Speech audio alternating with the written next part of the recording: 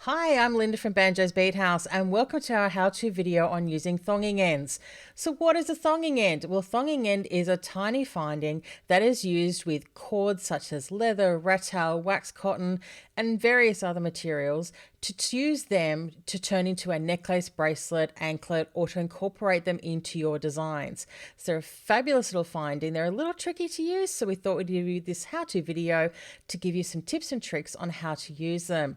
So what sort of things might you need for a necklace, for instance? Well, you'll need some cord, of course. You'll need some thonging ends. You'll need some pliers, a clasp, and some glue.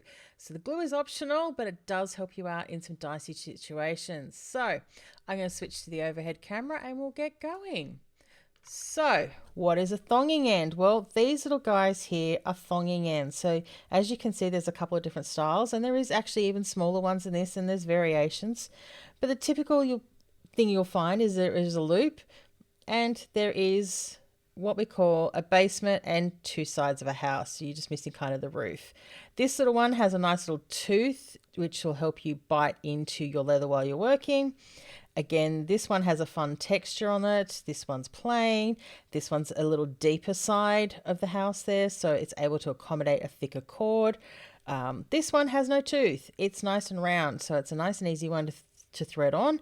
But this is the type of one where you might want to use a little bit of glue to help you secure that end onto your cord. So how do we use these guys? Well, they do vary in how they're actually used and the thicknesses of cords. So this is a 3mm piece of leather, and this is ideal working with that round one. So we're going to come back and actually convert this piece of leather into a necklace in a little bit. You've got flat, this is flat faux suede cord. This one you can easily slot into this textured one, or you could work on a pinch with the smaller one. The smaller one, you could also pick up some 2mm rattan or silk cord. It's probably, yeah, it would work in that one, but it's probably better suited to the slightly smaller one. When you go down to something like a 2mm leather cord, so it's just a little bit difference in thickness, you could pick up the texture one, have really good coverage, or again, you could drop down to the smaller one. The smaller one here would also be great if you're working with 1.5mm or in a pinch 1mm leather. And then if you're working with something like a wax cotton, I would probably go for the smaller one here. So this is how you set it up. So to actually work with these guys can be a little tricky. So I'm just going to give you guys a demo with the flat suede.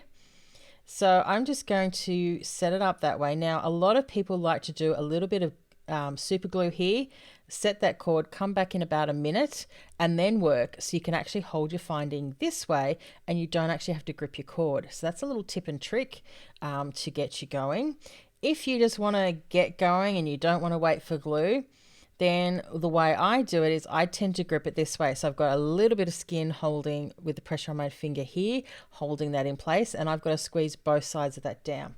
Now, to squeeze that down, you're going to use a pair of flat nose pliers. Now, these guys come in different thicknesses. So you can see from this smaller tip to a what we call a narrow tip to this wide tip. Now the wide tip is fabulous for this because it fits the entire length of the thonging, which is why I prefer using these ones.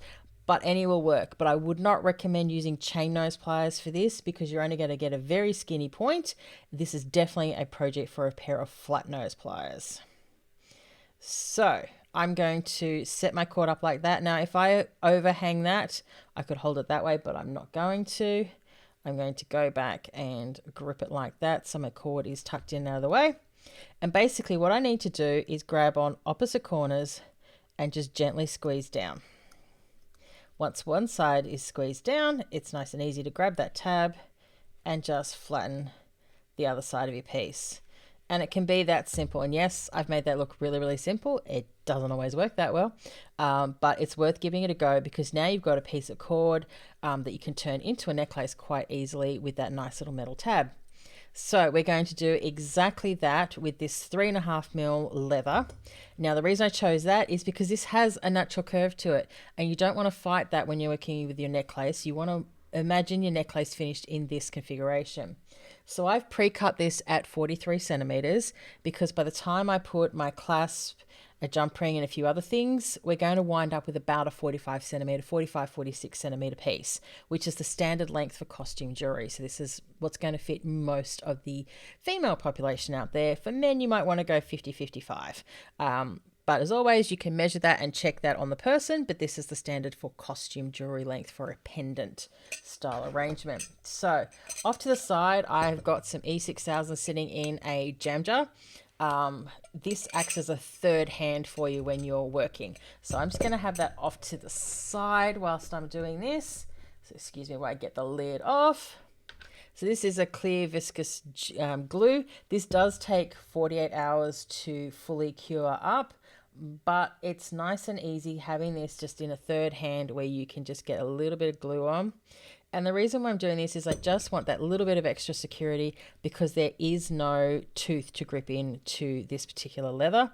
And this will help secure it. Now, again, you could do this with a little bit of Loctite gel glue, super glue, a little bit of hypo cement. I just personally prefer working with the E6000. But when you're working with it, make sure you wash your hands with warm soapy water afterwards and don't eat while this is on your fingers and don't inhale the fumes from the glue. So it's all about glue safety. So we've got that sitting where we want it, and you can see again how I'm holding it. Now, if I'd done this with super glue, I could hold there and reverse this. I have got that in the position of how that's going to work with the curve of the leather. And so now all I need to do is just flatten those sides. So we're just going to flatten down one, and then again, turn that over, grab by the tab, and squash down the other side. And we're just going to wipe away that excess glue, and I will be washing my hands after this. So that is one side done and dusted, and as you can see, we've got the seam going into the back of the necklace, and now we need to do the other side. So again, I'm just dunking that into a little bit of glue. If you were going to go down using the Loctite path, I'd actually drop the glue into your finding. You'll find that a little bit easier than trying to get it onto the end of the leather. Just get a little dab into there. So we're just sliding that on. And the beauty of this is I do have a little bit more working time than I do with the super glues. So I can make sure that's positioned really nicely with the curve of my necklace. So I'm happy with that. And again, we are just going to come along then and flatten down the two sides of this thonging end. So we've got one side down. I'm going to clear some of that excess glue. You also want to make sure you clear the glue off your pliers, because with jewelry pliers, you want to have them as nice and smooth as possible so that you don't leave any markings, particularly when you're doing something like this. You don't want to break the plate, and you don't really want to leave a huge indent in your tools, in your working either. So just clearing off that excess glue. The rest of that I can get off when it's actually dried and it comes off a little easier. But that's it. That is essentially how you create and turn a piece of leather into getting ready for a necklace with the two thonging ends. So to complete our necklace, I'm going to grab a pair of chain nose pliers. In my case, I'm working with bent ones, so normal chain nose would be straight, but they come to this tiny tip. We're going to grab two jump rings. I have a lobster clasp for this one and an extension chain for something a little bit different. This gives you an extra 5 centimeters. So if you're not quite sure of the length of somebody's piece, it gives them a little bit of flexibility in the length of how they want to wear it. Different necklines require different lengths, so it gives you some choice. So with jump rings, as always, you want to turn them towards yourself and away from yourself, your pliers. One going one way, one going the other. You never want to open your pliers this way because you'll actually damage the actual jump ring itself and it won't be lined up the way you want it to be. So on one end, I'm just sliding on my jump ring through the little loop, and on the other end, I'm attaching my extension chain, twisting that jump ring close. And we're going to again repeat that process. So just opening up our jump ring by twisting, threading on through the little hole of our lobster clasp. I'm just going to change sides, threading through the hole of that thonging end and twisting close. Whoops, I over twisted. You just want to get it nice and lined up, and it's that simple. In just a matter of minutes, you've turned a piece of leather cord into a necklace ready to wear with a nice little pendant. So it's very simple to use. Thonging is not something to be scared of using. It's something that you can incorporate into your work and use lots of different cords and fibers in different ways to create necklaces, pendants, or necklaces for pendants. You can create anklets, bracelets. It's all using the same technique, or get creative and use them as dividers in your work as well. So I hope that's inspired you to give thonging ends a go, and stay tuned for more how-to videos from Banjo's Bead House. Bye for now.